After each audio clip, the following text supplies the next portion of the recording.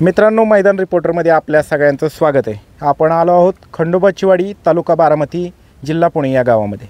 मित्रांनो, या ठिकाणी 30 एप्रिल रोजी भव्य दिव्य अशा ओपन बैलगाडी शर्यतीचं आयोजन करण्यात आलं आहे। सालाबादप्रमाणे यात्रा उत्सवानिमित्त हे आयोजन करण्यात आलं असून या मैदानाचं स्वरूप कसं आहे, त्याचबरोबर हे मैदान कसं आहे, या मैदानाच्या नियम अटी कशा आहेत, या सगळ्या आपण आयोजकांकडून या मुलाखतीच्या माध्यमातून जाणून घेणार आहोत। चला तर मग।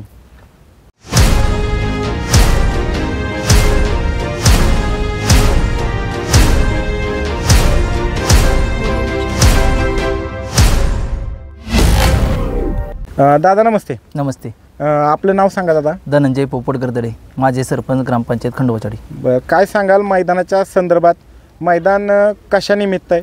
मैदान भैरवनाथ यात्रा उत्सव खंडोबाची निमित्त आहे। यात्रेला 26 वर्ष झालेली आहेत व मैदानाचं दुसरं पर्व आहे। दुसरं पर्व आहे। मागच्या वर्षी कुठं झालं होतं मैदान? मागच्या वर्षी इथंच झालं, ह्याच जागेवर झालं। बरं, आणि ह्या वेळेस मैदानाचं स्वरूप कसं आहे?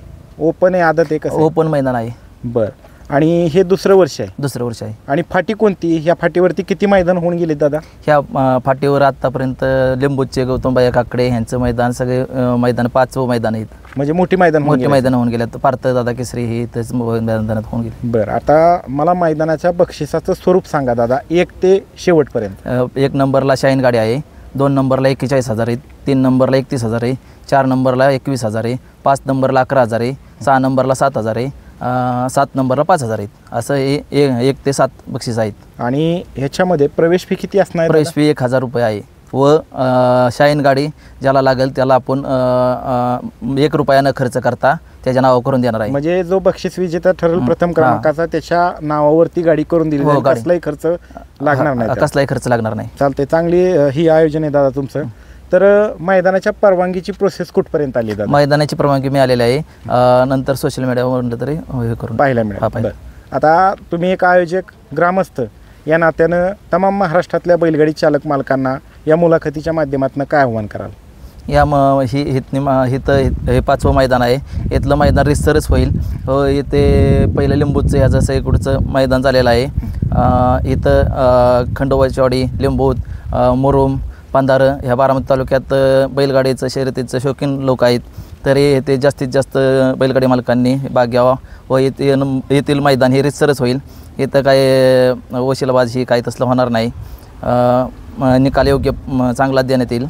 जे काय गाडी बसेल त्यालाच, पात्र असेल त्यालाच निकाल देण्यात येईल। चालते, धन्यवाद दादा। दादा नमस्ते, आपलं नाव?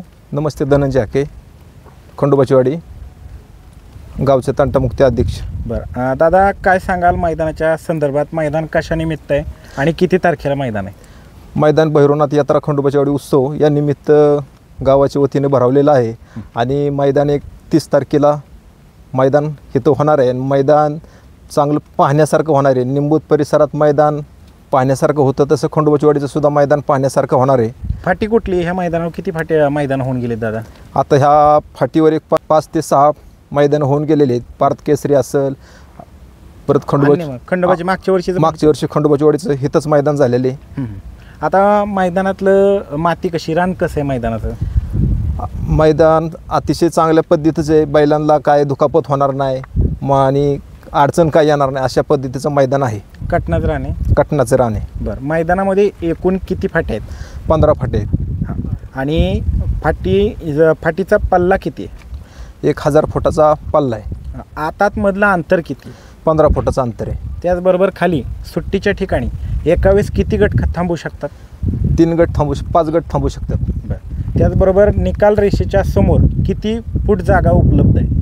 जागा भरपूर आहे उपलब्ध, जागेची काही अडचण नाही, त्यामुळं काही अडथळा निर्माण होईल अशी काही शक्यता नाही। बरं, त्याचबरोबर दादा, या मैदानाच्या आजूबाजूला धोकादायक परिस्थिती निर्माण करणारा घटक, विहीर, ओढा, नाला, दरी असं काय आहे का? काहीच नाही, विहीर नाही, ओढा नाही, काहीच नाही। त्याचबरोबर दादा, आता तुम्ही एक आयोजक, ग्रामस्थ या नात्यानं काय आव्हान कराल महाराष्ट्रातल्या तमाम बैलगाडी चालक मालकांना?